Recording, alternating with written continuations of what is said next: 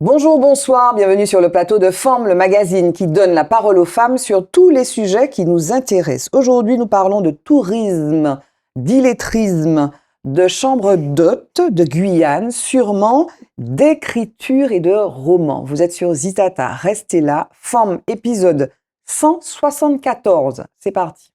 Femmes, femmes, femmes, femmes, femmes, femmes, femmes, femmes, femmes. Femme, femme, femme, femme, femme, femme, femme, femme, femme, avec Valérie Vénite, femme, avec Nicole Anne Parfaite.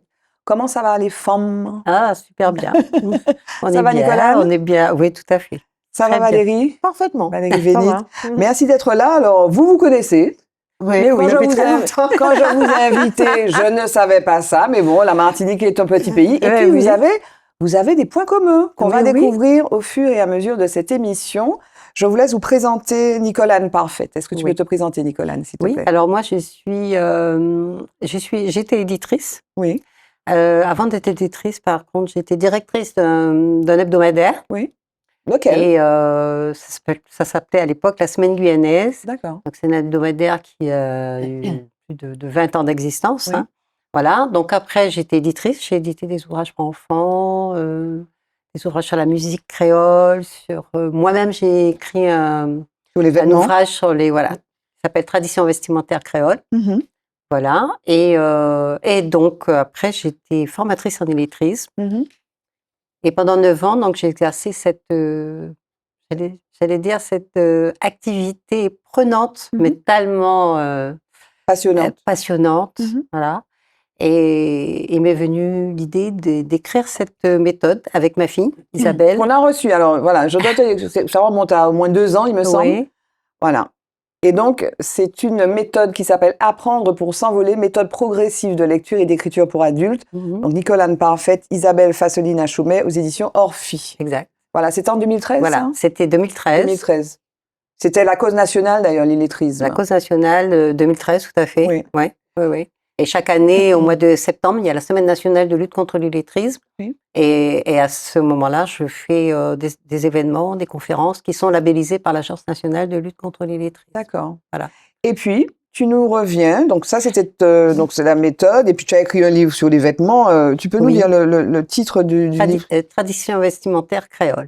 Voilà, tradition vestimentaire créole, Voilà. exactement. Et Oui, puis oui. là, Et puis là, c'est ton dernier bébé. c'est mon Dans bébé un de la style, semaine dernière. Voilà, dans un style qui est tout à fait nouveau pour toi, Oui. puisqu'il s'agit d'un roman. Bon, Un roman, Valérie regarde C'est avec super intérêt, beau, avec un titre absolument énigmatique qu'on va Mhm. décrypter tout à l'heure. Mhm. Cœur Avec plaisir. coco de l'âme, porte ton attention sur le monde qui vit autour de toi. Tout un programme. Ça, c'est un Superbe. rébus, quoi. C'est Ah une oui. énigme. Avec une très jolie aquarelle. C'est une Ah oui, aquarelle c'est une avec aquarelle un qui est- empilement Voilà. de noix de coco. C'est Martiniquaise qui m'a fait cette C'est très joli. Très beau. très Avec, belle aquarelle. Elle est artiste peintre et Et aux éditions Orphi aussi. aux C'est éditions fidèle Orphi aux aussi. éditions fidèle. Orphi. Ouais. Voilà, donc voici le décor planté. Donc Ouais. pour la première partie, parce que tu nous as parlé un petit peu de ta situation, du fait que tu étais maman, que tu Je étais... suis maman, je suis mamie, Voilà. fière de l'être. Voilà. J'ai 2 grandes filles. Oui. Et ah ouais, mes petits-enfants, c'est voilà, La c'est prunelle de mon tes bonheur yeux. aussi. On avait une discussion tout à voilà. l'heure. On parlait des petits-enfants. Ouais. Valérie Vénite, est-ce que tu peux te présenter, s'il te plaît? Donc, en fait, je viens du monde du tourisme. Oui. J'ai 57 ans. J'ai commencé à la direction de l'Office du tourisme de Fort-de-France. Oui. Donc, c'est là où on s'est C'est là qu'on connus. s'est connus il y a très longtemps. Ah oui, il y a très C'est les longtemps. années C'était 90, non? une très belle époque. J'avais 25 ans. Alors, bon, bref. Oui, donc Ok. voilà. Bon. Hein. Et donc, en fait, ça a été une époque passionnante. Donc, j'ai Mhm. commencé par ça. Puis, je suis toujours restée un peu dans ce Dans le secteur-là, hein, tourisme. finalement, Mhm. avec des incursions un peu à droite, à gauche, au gré de la vie. Mhm.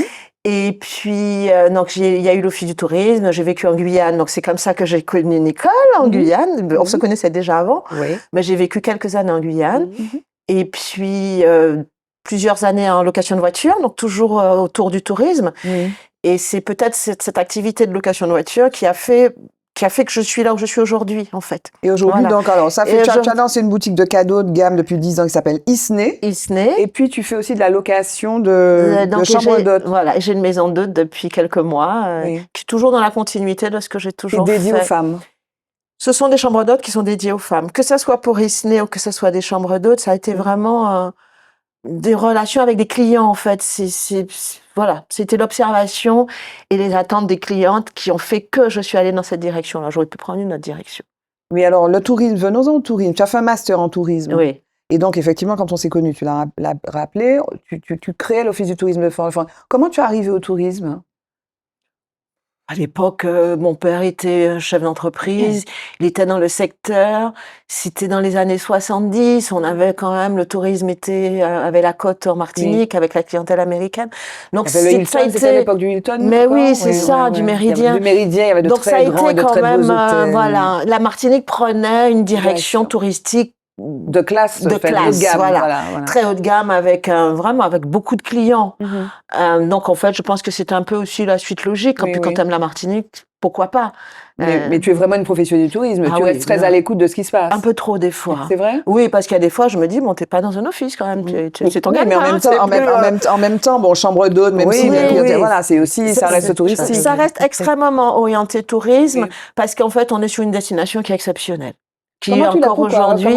pourquoi hein? Parce qu'on le dit, mais bon, Parce voilà, il y a que- les îles aussi à côté, elles ont les mêmes montagnes, elles ont les mêmes Non, elles n'ont pas plages. les mêmes choses, justement. Ça reste, Qu'est-ce qu'elles sans ont? être Qu'est-ce que excessif, nous, je on suis a? vraiment très réaliste. Oui. Hein. On a un patrimoine culturel qui est exceptionnel, on a un savoir-faire culinaire qui est exceptionnel, qu'on trouve pas dans les autres îles. On a une identité aussi qui est particulière, notre histoire.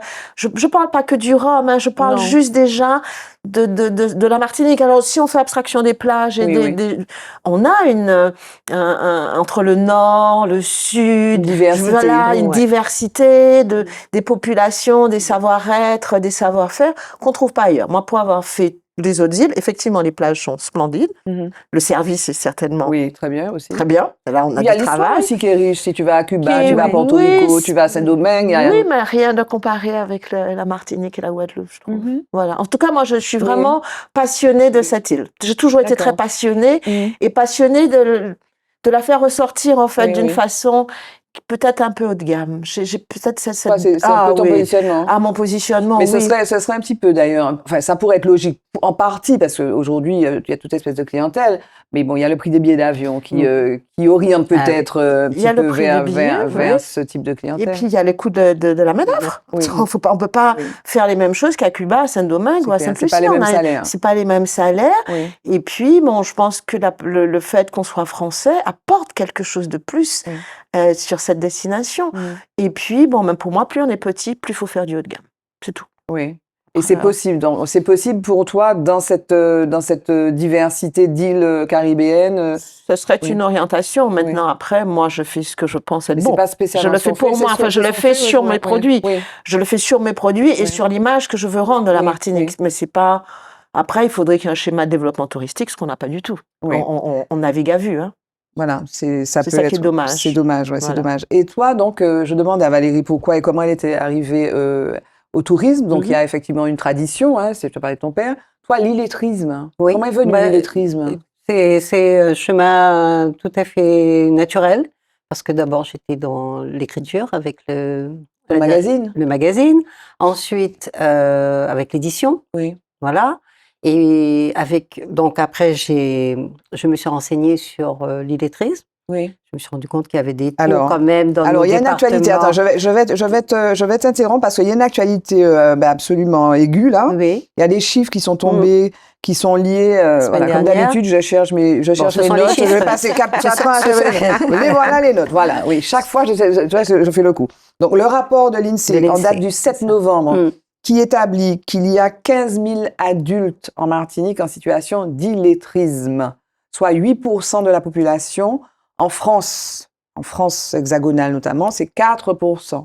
Et puis, ce qui est intéressant quand on parle de la France, hein, pas pour se comparer absolument à la France, mais on est en France, c'est qu'il y a une tendance à la baisse en France.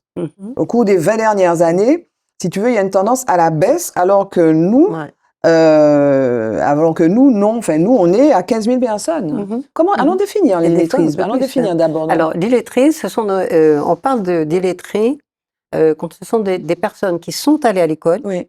mais qui ont eu un parcours scolaire interrompu. Bon, c'est soit par la maladie, soit par des problèmes familiaux, de Rupture familiale, problèmes de santé. de santé, professionnelle, etc. Et puis, ils n'utilisent pas les compétences. C'est pour ça qu'il y a aussi plusieurs niveaux d'illettrisme. D'illettrisme. Voilà. Donc, ce sont des personnes soit qui sont parties en primaire, un parcours qui s'est arrêté en primaire, ou en secondaire. Donc, il y a plusieurs niveaux. Il y a des hommes, il y a des femmes, il y a des étrangers. Je ne parle pas d'enfants, parce que les enfants, c'est pour ça que sur le livre, c'est méthode progressive de lecture et d'écriture pour adultes. Oui, c'est adulte. Les enfants ont obligation de scolarité, donc je ne m'attaque pas aux enfants. Oui. D'accord. Les enfants, c'est autre chose. C'est le rectorat, c'est voilà. Oui. En revanche, les illettrés, surtout dans nos régions ultramarines, il existe. C'est-à-dire qu'il n'existe pas de méthode de support pour les personnes en grande difficulté de lecture et d'écriture. Mais ça m'avait toujours choqué de travailler avec des supports qui ne correspondaient pas à notre environnement local. À notre réalité, voilà. D'accord. Oui. Donc, je me suis dit, plutôt que d'écrire la neige, les Alpes, comment on écrit le train, etc. Donc, je me suis dit, non, je vais ramener ça à notre environnement qui est tellement riche. Bien sûr. D'accord. Puis on va parler de colibris, des biscuits. Voilà, entre autres, tu parles de cheval, mais tu parles de choses aussi d'ici. Et là, je me suis rendu compte qu'oralement, en fait, j'ai commencé à faire des fiches, et lors de des formations, je me suis rendu compte que même la partie oralité, était beaucoup plus simple. Tout de suite, les gens, ça les débloquait. Ah ouais, la mangue, ah ouais, l'avocat, ouais, j'ai vu des avocats ce matin. Alors, comment tu écris avocat? C'est comme ça que ça part, quoi. C'est comme ça que les gens sont... Et là, je me suis dit, non, il y a vraiment quelque chose à faire. Donc, il faut qu'on le fasse. Regarde, non, pas seulement. Il n'y a pas que. Pas que. Il y a des illustrations, il faut compléter les mots, il faut reconnaître des lettres. Il y a des petits exercices. Il y a des exercices de lecture. Et des puis, exercices d'écriture aussi. Toutes les 2 pages, il y a une petite citation positive. C'est aussi s'aimer. Le meilleur est à venir. Elle adore les citations. Oui, j'adore. Elle adore. Alors là, je fais le lien. Je fais le lien avec son roman Cœur, coco de l'âme. Donc, tous les chapitres sont introduits par des citations et l'introduction, l'épigraphe, c'est qu'il y a 5 citations. Mais de très belles citations. J'en ai noté quelques-unes. Qu'est-ce que tu aimes les citations? Tu aimes ça, hein? Oui, j'aime ça. Tu aimes les citations? J'aime ça. Et puis en plus, j'ai fait des recherches pour que ça aille justement avec la suite. Ah, regarde, tu vois, il y a un hibiscus. Donc là, c'est la même illustratrice, en fait, qui m'a fait. Parce que, en fait, quand je lui ai parlé de la méthode, il faut une sensibilité. Alors, je ne pouvais pas. Et tout de suite, je l'ai vu intéressée par le sujet. Elle m'a dit, ah non, on va faire ça. Elle m'envoyait le soir des croquis. Et ça, qu'est-ce que t'en penses et tout. Et voilà, c'est un travail en commun. Et ça m'a vraiment... C'est un gros travail, effectivement. C'est un gros travail de 3 ans, très faut utile, le dire. Ouais. Voilà. Qu'il fallait faire accepter à l'éditeur. Ben oui. Parce qu'il n'a pas du tout, c'est pas du tout dans sa ligne éditoriale. Ben oui, mais c'est un plus. Il m'a dit non, on y va, on verra. Et il est distribué, que des choses de chez nous avec des petites phrases. Beau. Voilà. Parce que, alors, je continue avec mes petits chiffres de l'INSEE, là, maintenant que j'ai retrouvé toutes les notes, je les place. Donc, le phénomène est davantage marqué chez les hommes. Oui. Avec un taux d'illettrisme allons faire un quiz. Un taux d'illettrisme de combien chez les hommes? Il y a une grosse différence. Je sais pas, par rapport aux femmes? Oui. 80? 70? 11% contre 4%. Mais globalement, rapporté à la population, 11% des hommes illettrés, 4% chez les femmes. Les adultes de 55 à 64 ans sont aussi plus vulnérables.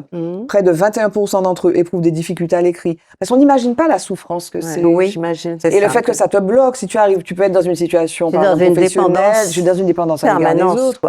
Sans compter qu'il y a aussi l'électronisme maintenant. Alors, donc, tu es illettré plus électronisme. Alors, en fait, on revient sur les illettrés. Donc, il y a les illettrés. Les analphabètes, ce sont des personnes qui ne savent pas du tout ni lire, n'ont jamais appris. Voilà, c'est comme les enfants. Et puis, tu as ce qu'on appelle les FLE, c'est les Français langue étrangère. C'est tous les étrangers qui sont ici et qui aimeraient... il y a cette population-là. La population, voilà. Alors, pour parler des hommes, oui, donc, ça, c'est un peu l'histoire, hein. C'est-à-dire que les hommes étaient chefs de famille, ou bien même lorsqu'ils étaient plus jeunes, il fallait qu'ils aillent sur les champs, donc ils n'avaient plus contact avec l'écriture, la lecture, etc. Et c'est resté. Sauf que pendant la formation, je me suis rendu compte qu'il y avait des hommes de 55 ans, 60 ans qui avaient envie d'apprendre à lire et écrire. Bien sûr. Et ils sont arrivés, hein. Bien sûr, parce qu'ils sont dépendants. Dépendants de l'épouse, dépendants de la voisine, de la sœur, etc. Et là, ils reprennent confiance en eux, quoi. Mais dis-moi, où est-ce que tu vends le livre, mais où est-ce que tu exerces? Où est-ce que tu exerces? Alors moi, je suis indépendante. C'est-à-dire que si un centre de formation m'appelle, j'y vais. Je fais des ateliers de présentation de la méthode, je fais des conférences. D'accord. Martinique, Guadeloupe, Guyane. Ok. Est-ce que vous êtes prête à passer au focus avant qu'on continue nos discussions sur le tourisme, sur ISNE? Tu nous as pas dit d'ailleurs ce que ça voulait dire tout à l'heure. On va dire ce que ça veut dire ISNE, le baobab rouge, etc. Enfin, stop, focus.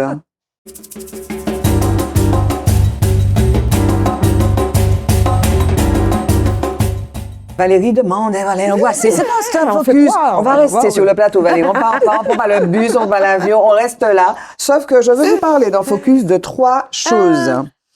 Alors, premier stop, là, on va partir en Irak.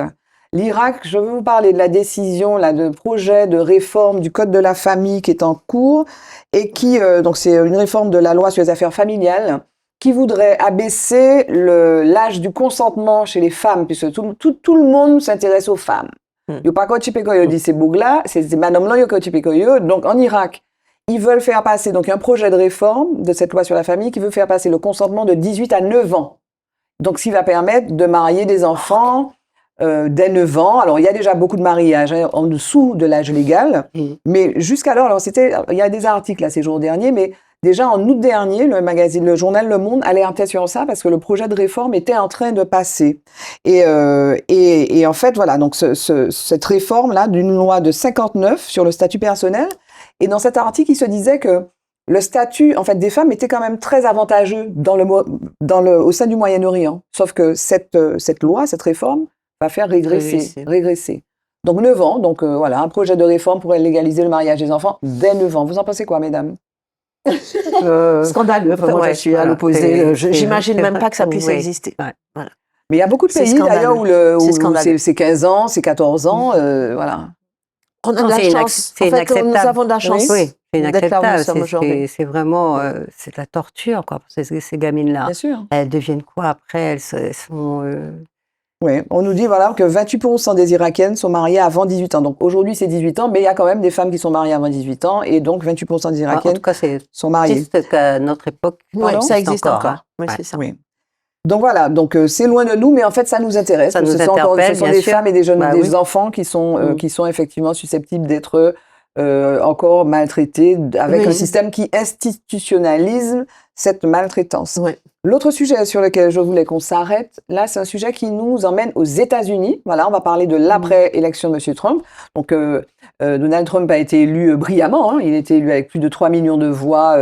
Il est d'avance, plutôt, par rapport à Kamala Harris. Mais alors, donc, dans la foulée de son élection, et même le soir même de son élection, tous ceux qui sont, vous savez, les masculinistes, est-ce que vous avez entendu parler des masculinistes? Non, mais j'imagine ce que ça veut dire. Voilà. Donc voilà, c'est un mouvement en fait d'hommes, voilà, qui assume le fait que on est des hommes, les femmes doivent rester à la maison. Et alors donc tout ce qu'on aime. Parce que l'élection c'est beaucoup fait sur le thème de l'avortement. Oui, voilà. Et alors donc il y en a un qui fait parler de lui régulièrement, qui s'appelle Nick Fuentes, qui est un influenceur d'extrême droite suprémaciste blanc, qui a fait une petite vidéo. On va la regarder, après on va la commenter. Hey bitch, we control your bodies. Guess what? Guys win again, okay? Men win again. And yes, we control your bodies. Your body, our choice. Voilà. Donc c'est voilà. Mais en même temps, c'est dans l'air du temps parce que effectivement, la décision de Trump depuis quelque temps, c'était d'aller vers ça, hein, une espèce de retour en arrière par rapport au droit à l'avortement des femmes. Donc pour ceux qui n'auraient pas lu et entendu, donc bande de salopes, on contrôle votre corps. Devinez quoi, les mecs ont encore gagné, ce qui est le cas. Vous n'aurez jamais le contrôle de votre corps, notre choix. Voilà, il le dit, il est suivi par des millions de gens. Ça se passe aux États-Unis, Ouais. c'est pas si loin d'ici. Ouais, non, moi je trouve que c'est Nicolas. vraiment scandaleux, quoi. C'est donner la parole à des personnages. On donne pas la parole, il aussi prend la parole. Il horribles. est sur X, hein, c'est le média de, Oui, c'est mais le bon, média après, d'Elon ça Musk. circule. Oui, Ça bien sûr, circule, bien hein, sûr. sur tous les réseaux sociaux, et ça, je trouve ça grave, quoi. Oui. Mais ça illustre. qu'on peut y faire, non, mais ça illustre une tendance de fond, hein, de la société américaine. De la société globale. Et de la société Je globale. pense que c'est pas qu'aux États-Unis. On voit bien qu'il y a une dégradation du respect de la femme, Oui. du respect de la parole de la femme, du corps de la femme. Vous entendez, on entend tout le temps des mots, même entre les élus, entre les politiques, entre voilà. Il y a une limite qui est franchie de partout, moi je trouve. Alors donc face à ce mouvement-là, donc qui a commencé déjà avec cette régression en termes de droit des femmes, du droit à l'avortement notamment, mais il y a une forme de radicalisation. Donc je vais en parler plus longuement dans une prochaine émission, mais certaines femmes, on commence à assister, en tout cas, à certains mouvements qui demandent presque une séparation en fait, qui disent voilà, les femmes, hein, qui disent on va se développer, on va faire nos affaires, et puis les gars, on veut plus entendre parler de vous. Et voilà, on va en parler plus longuement une autre fois, mais il y a ce mouvement-là, et notamment en réaction à ces virilistes, masculinistes qui sont extrêmes. Ouais. Mais on a souvent entendu parler du mot misogyne, mais le mot misandre, qui est en fait la femme qui refuse d'avoir voilà, qui le pendant de misogyne, c'est misandre, on le connaît pas. C'est pas un mot qu'on connaît, mais peut-être qu'on va en entendre parler. De plus en plus. De plus en plus. Et alors, pour finir, dans Focus, je voulais qu'on qu'on parle de The Substance. Vous avez entendu parler de The Substance? Non. Non? Ok. C'est un film qui vient de sortir sur les écrans, notamment en Martinique, avec Demi Moore. On regarde cette bande-annonce. Avez-vous déjà rêvé d'une meilleure version de vous-même? Plus jeune, plus belle, plus parfaite.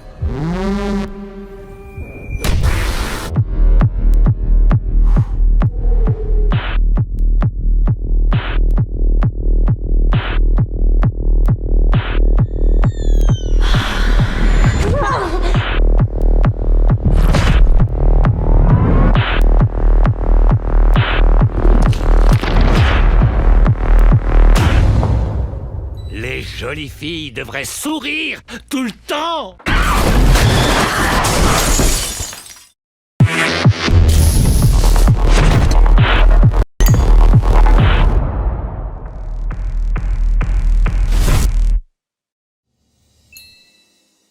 Alors, The Substance, c'est vraiment un film, ça vous laisse savoir? Je ne comprends pas bien, mais quoi, bon, ici, ouais. mais Alors, c'est un film avec Demi Moore et qui a eu le prix du meilleur scénario à Cannes avec Margaret Qualley. Donc, c'est vraiment un ovni. Moi, je l'ai vu. C'est un film, ça vous met très, très, très mal à l'aise. Très, très, très mal à l'aise. C'est un film gore, mais c'est un film très drôle, très, très drôle. C'est un film qui est entre Kubrick, ça rappelle, donc ça joue aussi beaucoup sur les codes de Shining, par exemple, la place du sang. Ça rappelle aussi Quentin Tarantino, quoi. Donc c'est un film extrême, qui est un film d'horreur, mais qui traite d'un thème absolument d'actualité qui nous intéresse, mesdames. C'est le thème de l'agisme. Cette femme, donc, Demi Moore, qui se met en danger dans ce film-là. Je trouve elle va très très loin. Elle incarne une femme de 50 ans qui évolue à Hollywood et à qui son producteur, donc elle est présentatrice d'une émission à la télévision, et le producteur lui dit « Dehors, tu as 50 ans, dehors, tu es trop vieille ». Et donc bref, on va pas parler du détail du film, mais en fait le cœur du sujet, c'est ça. C'est l'agisme, c'est le fait qu'il y a une forme de sexualisation des femmes, et donc à 50 ans, bof, sur le côté. Ça t'inspire quoi? On en parlait un petit peu. Moi, ça m'inspire rien. Le film. Déjà, Demi Moore, dans le film, elle a 50 ans, sauf que dans la réalité, elle en a plus de 60. Hein. Donc déjà, oui. Bon, il y a déjà la femme et le rapport à elle-même. Oui. Moi, je trouve qu'une femme qui vieillit est une belle femme. Donc moi, j'ai du mal Mais à la imaginer. société, c'est ça le regard de la société? En fait, la société, son regard, c'est ce qu'elle veut bien porter. Après, on n'est pas obligé d'être dans cette énergie-là. Moi, je trouve que en vieillissant, si on fait moins de botox, moins de trucs, c'est beau de vieillir. Mais ça, c'est l'intériorisation d'une pensée développement personnel. Je suis bien. Mais comment Oui, mais t'imagines si tu rentres dans ce jeu-là? Non, mais ce qui est dit, là, c'est un environnement très particulier. C'est un environnement de Hollywood, ok? Donc, Hollywood, tu as 50 ans et on le voit aujourd'hui. Tu vois peu de femmes de 50 ans. Par contre, tu vas voir, comment il s'appelle, George Clooney, tu vas voir Brad Pitt, il a 60 ans, il est joli, il est grisonnant. Est-ce qu'on voit autant de femmes de cet âge-là jouer, tourner dans les films? Sinon, des rôles de grand-mère ou des, tu vois ce que je veux dire? Donc, ça pose cette question-là. Mais pour revenir à ce que tu dis oui, enfin bon, on est bien quand on vieillit, mais on parle du regard de l'autre. On parle du regard de la société, la façon dont la société te perçoit. Est-ce que la société te perçoit, y compris en Martinique, est-ce que la société te perçoit, tu as 50 ans? On en parlait, tu vas dans la classification, tu es senior. Senior, donc voilà, qu'est-ce que tu en penses? Oui, moi je pense que la femme, pour moi la femme, même 50 ans ou plus, on va dire, elle est ce qu'elle a à l'intérieur. Bien sûr. Elle reflète ce qu'elle a à l'intérieur. Une femme qui se sent laide, évidemment qu'elle est pas, elle va pas se sentir aussi bien qu'une femme qui a confiance en elle, qui est bien. Mais comment on cultive ça? Comment on cultive ça si, par exemple, on parlait de la ménopause, par exemple. Tu as la ménopause, tu as des bouffées de chaleur dans l'environnement, ça fait partie dans l'environnement professionnel, tu as des bouffées de chaleur, tu es en train de parler à quelqu'un, tu ruisselles et tout, ça qui m'enzèle, quoi. C'est quoi? Qu'est-ce que tu as? Tu as des bouffées de chaleur, il faut pas en parler. Mais non, à 50 ans, tu es susceptible d'être ménopausée, donc tu as des bouffées de chaleur. À 50 ans, le regard assumer. de l'autre aussi est différent. Hein. Mais c'est ce que je dis. Tu es moins attaché au regard de l'autre à 50 ans ou à 60 ans qu'à 20 ans. Donc, en fait, on n'a pas la même... Il n'y a pas de problème. Pour moi, non. Après, si quelqu'un estime que je suis vieille à 50 ans, c'est son problème. Il faut assumer son corps, il faut assumer sa... Voilà, moi, mes filles, j'en ai une, voilà, qui est en pleine... elle a des enfants. Bon, ben, elle s'assume. Elle s'assume, ce qui était peut-être pas le cas, et au niveau de l'image, au même âge, quoi. Et au niveau de l'image que là, parce que là, c'est très spécifique, c'est très spécifique, c'est dans un contexte de Hollywood, quoi. Donc c'est l'image qui est projetée.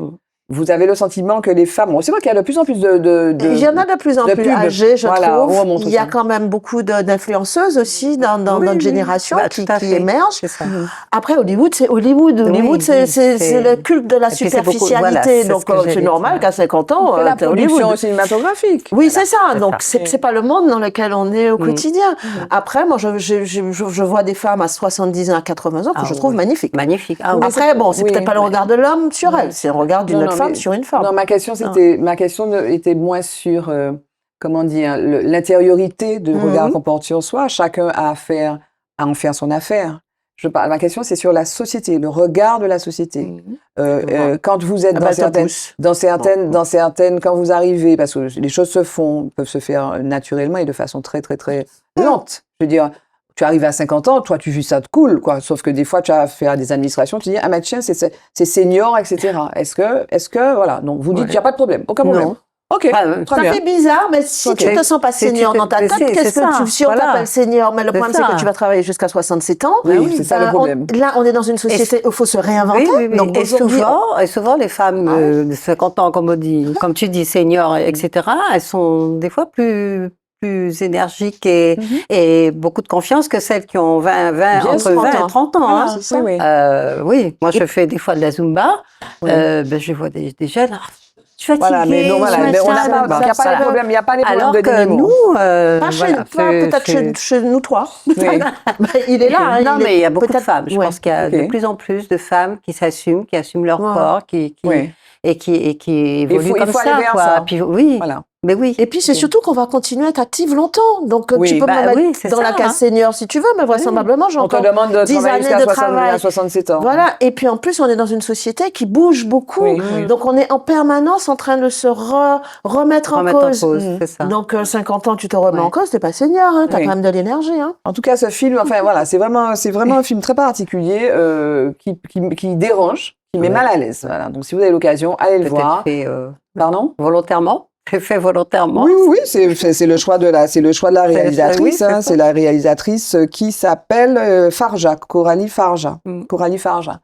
Voilà. On continue. Mot de femme.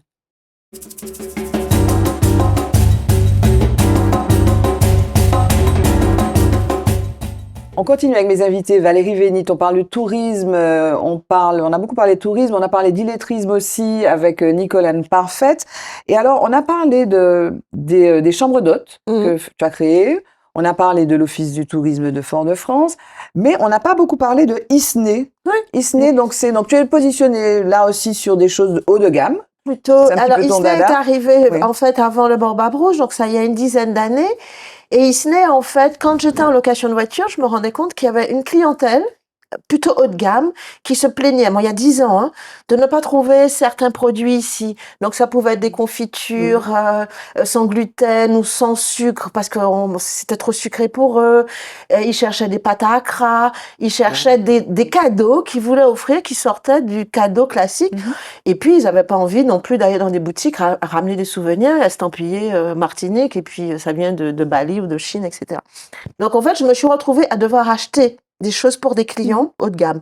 Donc, je me suis rendu compte qu'il y avait des gens qui fabriquaient des stylos, en fait, il y avait des choses, mais les touristes n'avaient pas forcément accès à l'époque. Donc, je me suis dit, il y avait un manque. Il y avait quelque chose à créer pour une clientèle particulière sur un produit plutôt haut de gamme, plutôt bien fini et qui donne une bonne image de la Martinique. Donc, j'ai décidé de faire des bougies dans des objets d'art. Voilà, je fais ça. J'aurais pu faire autre chose.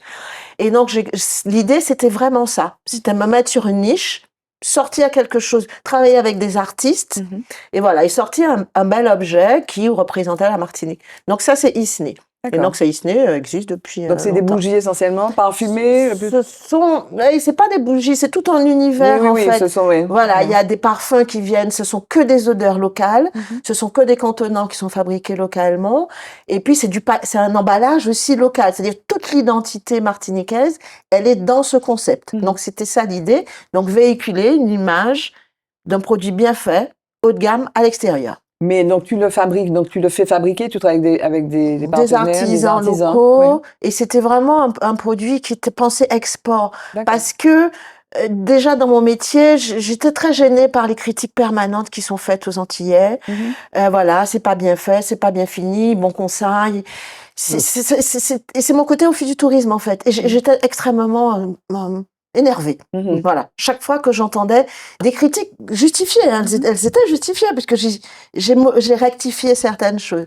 Et donc dire non, on peut très bien fabriquer des choses qui ont tout à fait leur place. Le savoir-faire dans des une excellence. Une excellence, et que cette excellence-là, moi j'ai décidé de prendre cette direction de l'excellence.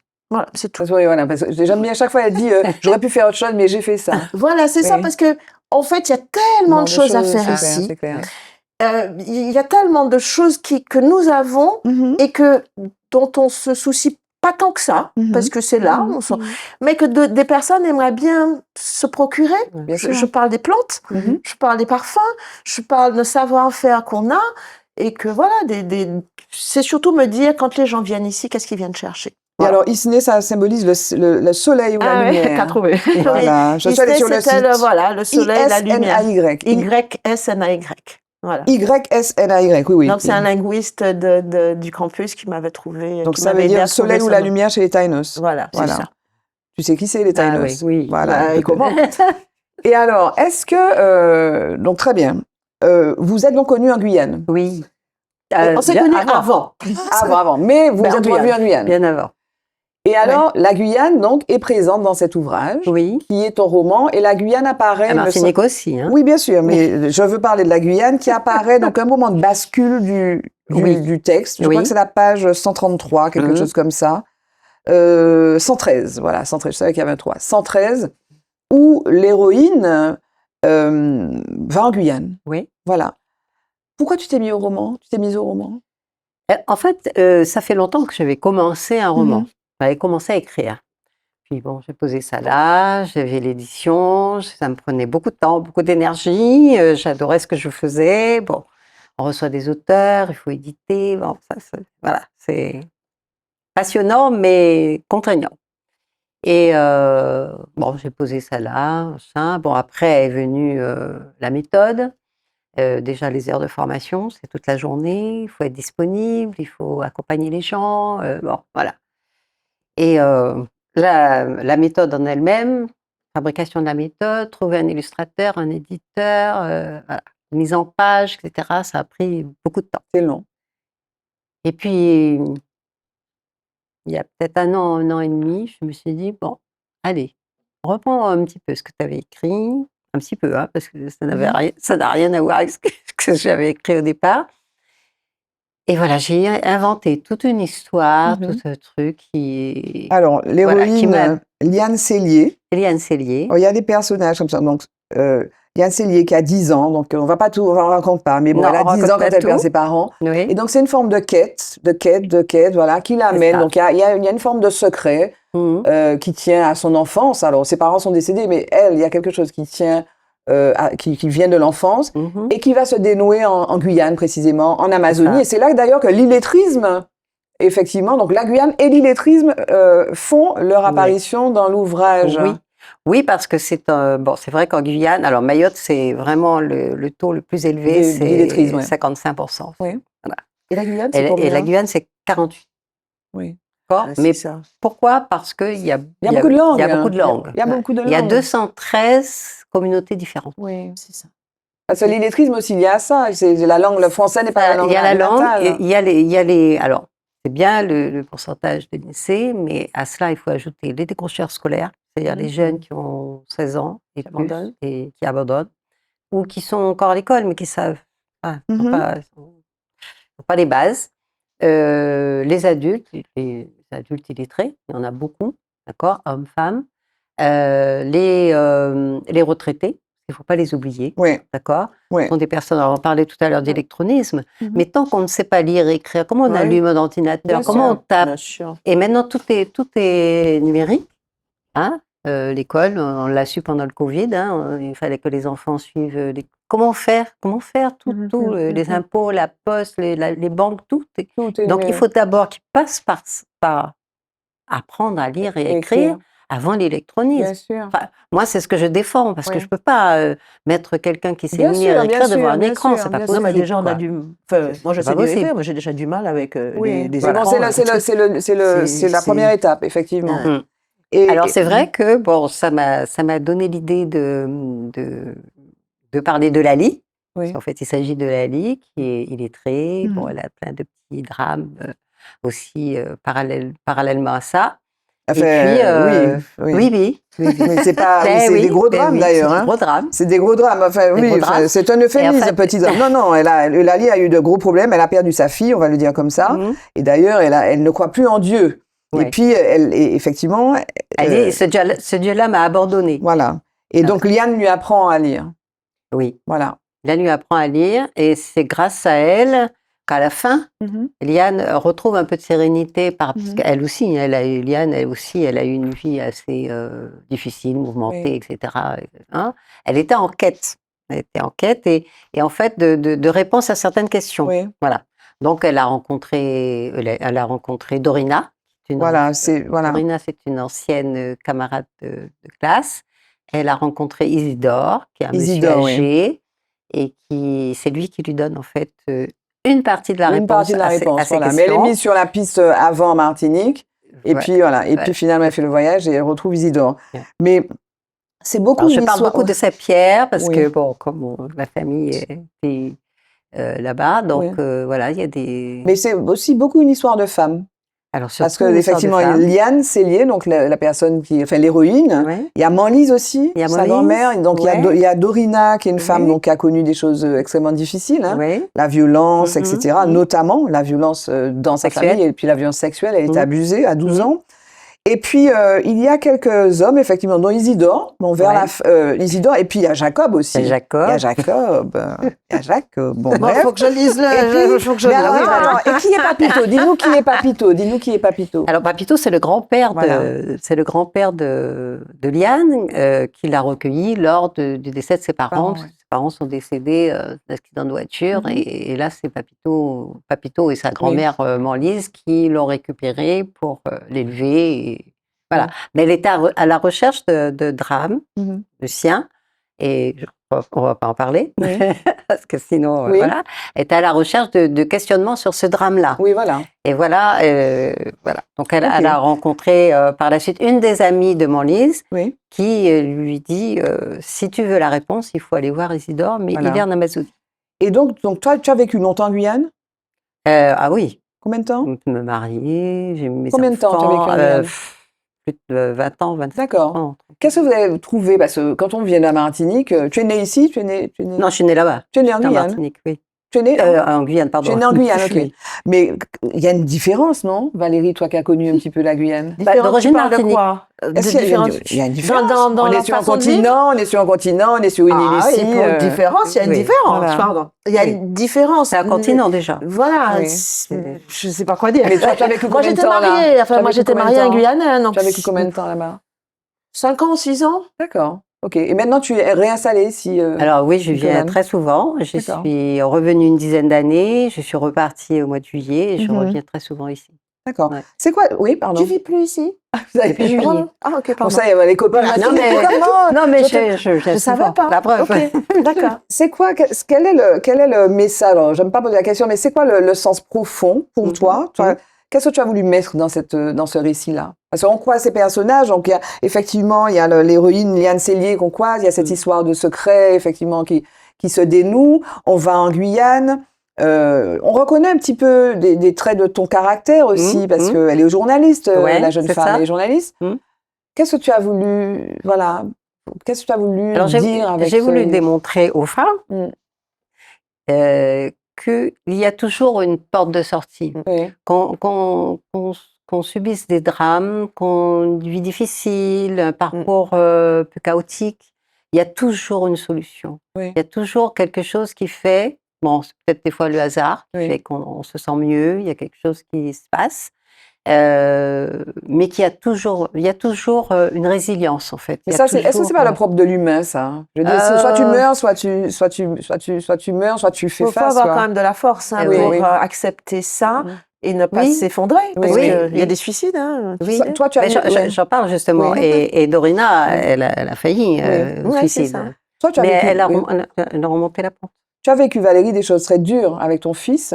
Tu as un fils de 24 ans maintenant, Oui. qui a découvert, enfin, On a découvert un à cancer. 19 ans voilà, Oui. qu'il avait un cancer et c'est exactement ce que Nicole dit, c'est que en fait, quand on est confronté à une situation, on trouve toujours, enfin, nous avons la capacité à trouver les ressources pour nous relever. On les a. Après, est-ce qu'on va y aller ou est-ce qu'on va pas y aller, c'est autre chose. Donc, on les a. Après, quand tu as un enfant qui est malade, de toutes les façons, tu peux faire ce que tu veux, faut que tu l'aies. D'accord? Donc, oui, c'est difficile. En fait, je sais même pas quoi dire. C'est d'une violence exceptionnelle. Mais il faut être résilient. D'ailleurs, j'ai tatoué un phénix après la plus grosse opération qu'il a subie, qui a été vraiment quelque chose de très difficile qu'on a eu à vivre parce que pendant 8 mois, on savait pas s'il allait vivre ou mourir. Et c'était là la chose, tu te retrouves enfermé avec un enfant dans un appartement à Paris et tu sais pas s'il va vivre. Donc ça a été peut-être l'une des choses les plus douloureuses qui soient, mais les plus enrichissantes en fait, d'une certaine façon. Et toute ta vie s'est réorganisée avec ça. Toute ma vie s'est transformée avec ça. Il y a eu avant, il y a eu après. Et ma vie s'est transformée, et puis le rapport aux choses est totalement différent. Voilà. Il y a beaucoup plus de profondeur, mes rapports avec les autres aussi ont changé. Donc tout ce qui est superficiel, tout ce qui n'a pas de sens, voilà, ce genre de choses disparaît de ta vie parce que tu sais ce que c'est que d'être en vie. Et l'argent, le statut social, ton pouvoir, voilà, ne font rien face à la maladie. La maladie, c'est l'amour, en fait. C'est l'amour. Et en fait, tu te rends compte que tout le temps qui te reste, qu'est-ce que tu vas donner à l'autre? C'est de l'amour. Ouais, c'est ton temps et de l'amour et une présence exceptionnelle. Donc, oui. Et en fait, ça transforme, mais ça n'anéantit pas. C'est ça qui est quand même... C'est-à-dire que tu puises, enfin, j'essaie de traduire, tu puises aussi une énergie. Parce qu'il faut tenir tête. Ça ne veut pas dire que ça ne soit pas douloureux, mais ça t'élève en fait. Lui, il a atteint un niveau de, voilà, à 24 ans, il a un niveau d'éveil qui est quand même assez exceptionnel et qui m'accompagne aussi moi dans mon quotidien, dans mes petits bobos du quotidien. Des fois, il me recadre rapidement. Attention. Donc là, il est suivi, il est toujours, il a Paris, il est étudiant, tu me disais. Et donc, il est étudiant, il continue ses études, il travaille à côté. Donc, et puis, ce qui était surtout extraordinaire avec la maladie, c'est ce qu'il a mis en place. C'est-à-dire que sorti de l'hôpital, donc il y a une prise en charge à l'hôpital, il y a des chimios, il y a des radiothérapies, il y a tout ce que tu veux, il y a tout ce qui... Mais c'est très froid. C'est je te soigne et tu te démerdes en fait. Tu rentres chez toi, tu fais tes affaires. Tu rentres chez toi, t'as 19 ans quand même. Donc, en fait, il y a eu ça, mais c'est pas la solitude dont je parle. C'est tout ce qu'il a fallu qu'il mette en place, lui, pour avoir une hygiène de vie, pour pouvoir supporter les traitements. Oui. Et là, il est seul. Et c'est là où c'est vraiment, là, j'ai trouvé que c'était très difficile. Parce qu'il a mis en place, il fait des jeûnes intermittents, il enlève les aliments transformés, il a conscience que son mental, tout comme ce qu'il va utiliser dans son corps, va avoir un impact sur sa guérison. Et donc, quand je le vois faire, tout seul, un peu en marge, finalement, du monde scientifique, ah oui, je suis très impressionnée. Et donc, moi aussi, me permet d'opérer des changements dans ma vie. D'évoluer aussi. D'évoluer aussi, et mentalement, surtout mentalement. Bon, physiquement, je mange pas encore comme lui.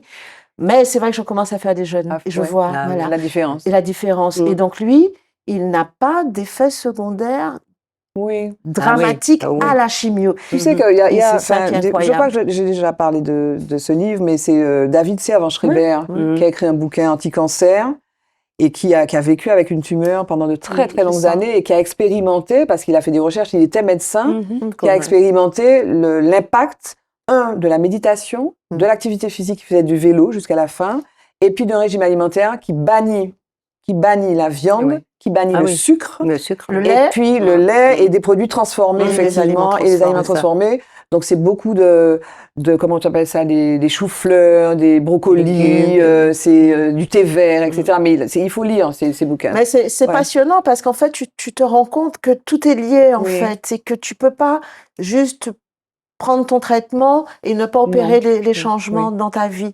Donc, c'est vrai que j'ai vu ces transformations et c'est... Et tu es admirative. Beaucoup d'admiration. À ce stade, tu nous offres la transition pour parler d'un homme. À ce moment de l'émission, on parle d'un homme, on rend hommage à un homme. Est-ce que tu peux nous parler d'un homme, s'il te plaît, Nicolas? Un homme. Un homme, un grand homme, un petit homme, un homme. Papito. Oui, Papito, le grand-père. Ouais. J'ai dit ton grand-père, c'est le grand-père. Le grand-père. Voilà. Ouais. Mais il existait, Papito? Bien sûr. Alors? Oui, pour moi, c'était... Et elle a les yeux qui... une référence. Elle a les yeux qui Une petite changent. référence. C'est C'était une référence. C'est quelqu'un qui est... Ouais, comment? C'était ton grand-père? Oui. D'accord. Ah, voilà. Et alors, donc... et en fait, c'est quelqu'un qui était très... comment dire? Très proche. Proche de, justement... Le problème de femmes. Il adorait les femmes, d'ailleurs. Oui, il adorait les femmes, d'ailleurs. Il adorait les femmes. Et même toute petite, tu vois, il te mettait en avant, quoi. Il te disait, n'aie pas peur. N'aie pas peur, vas-y.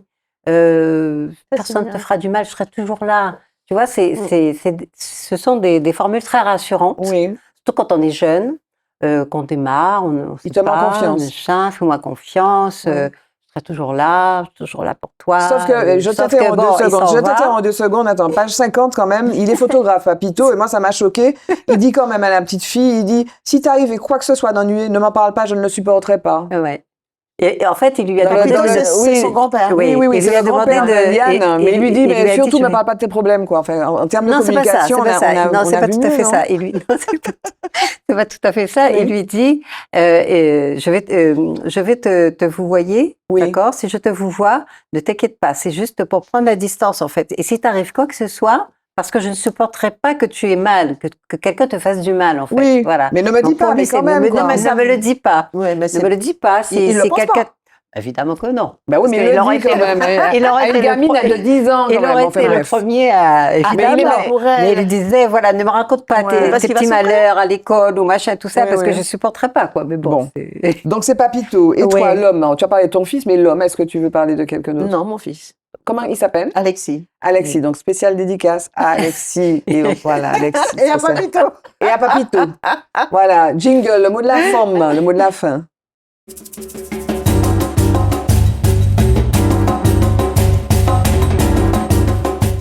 Le mot de la forme, le jingle, c'est l'heure de se quitter. Donc, on a 2 minutes. Le mot de la forme, ce serait quoi, Nicole? Le mot de la forme? Il faut finir.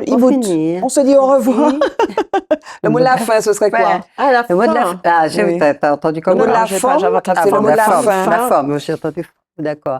Merci déjà. De rien, merci d'être là, merci d'être venu. Ça m'a fait plaisir de voir Valérie, ça m'a fait plaisir de reparler des 2 ouvrages que j'ai faits parce que ça me tenait à cœur de les. Mais ils viennent sortir, rassure-moi. Oui, la semaine dernière. Cœur coco de l'âme. Oui. Oui, Ouais. ok.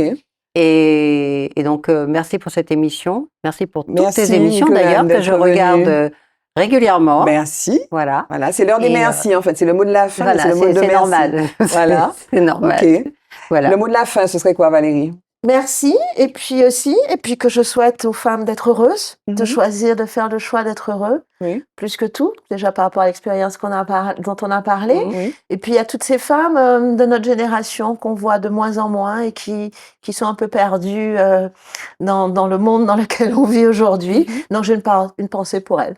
D'accord. Voilà. Merci beaucoup. Merci Merci. Valérie Vénite. Merci Nicolane Parfaite. Cœur coco de l'âme. On n'a pas dit pourquoi, mais Non. bon. Non. Voilà, on saura en lisant le voilà. livre. Voilà, ce titre énigmatique. Porte ton attention sur le monde qui vit autour de toi. Donc le dernier ouvrage, c'est le premier roman de Nicolane Parfaite. Et puis on vous redit aussi qu'il y a Apprendre pour s'envoler, méthode progressive de lecture et d'écriture pour adultes. Nous avons parlé d'illettrisme, qui est un vrai sujet dans nos territoires et singulièrement en Martinique. Merci mesdames d'avoir été avec Merci, nous. Barbara. Merci à David qui réalise cette émission et merci à vous, mesdames, messieurs, qui nous suivez le mardi à 20h10, première diff, rediffusion quelques heures plus tard le même jour. Et puis, il y a de nombreuses autres diffusions. Et puis, vous retrouvez la chaîne YouTube de Zitata et puis vous cherchez les playlists. Vous avez Femmes. À bientôt, la semaine prochaine, avec des femmes tout aussi inspirantes et extraordinaires. Bye bye. Femme, femme, femme, femme, femme, femme, femme, femme, femme, femme, femme, femme, femme,